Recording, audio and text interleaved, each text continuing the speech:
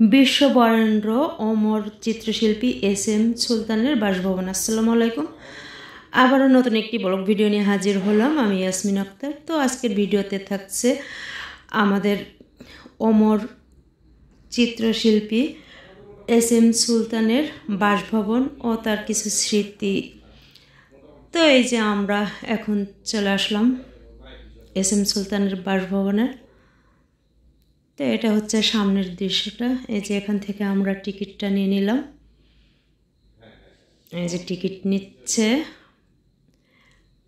এখন ভিতরে প্রবেশ করব।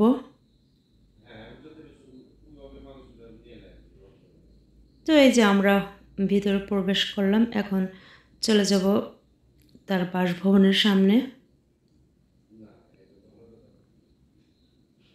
এগুলো হচ্ছে আশেপাশের দৃশ্যগুলো অনেক সুন্দর। তো এই যে দেখেন শিল্পী SM সুলতানের চিত্রশালা, এখানে ওর সব চিত্রগুলো আর কি। তো এখান থেকে ভিডিও করা নিষেধ, তারপরও আমি চুপি চুপি কিছু ভিডিও করে নিয়েছি। এই যে এগুলো সব SM সুলতানেরই আঁকা সিনারিগুলো, দৃশ্য। তো এখন আমরা দোতলা চলে যাচ্ছি, নিচতলা কিছু ভিডিও করতে দেয়নি। তো উপরেও আমি চুপি চুপি কিছু ভিডিও করে নিলাম আর কি। তো এই যে দেখেন এগুলো সবই SM সুলতানের কারুকাজ, তার নিজের আঁকা সব।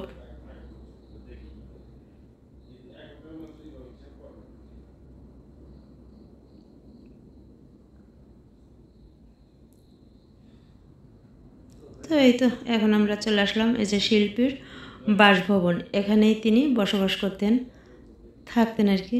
এই যে এটা হচ্ছে SM সুলতান। তো আমরা আবারও বাইরে এসে আশেপাশের দৃশ্যগুলো দেখছি আর কি।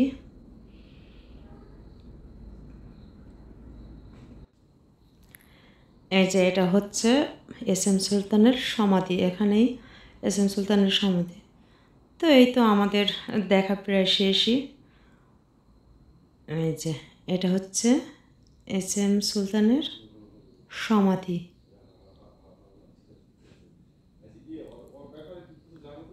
তো এই তো আমাদের এখানে দেখা শেষ, এখন চলে আসবো আর কি।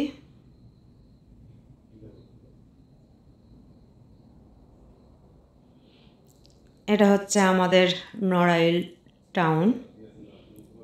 তো এখান থেকে আমরা কিছু গ্রিল নান রুটি নিয়ে নিলাম।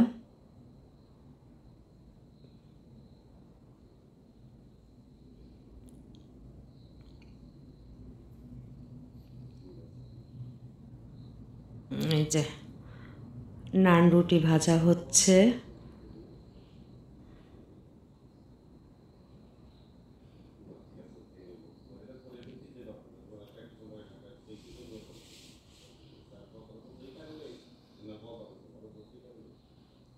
তো এখন আমরা চলে আসবো বাসায় আর কি।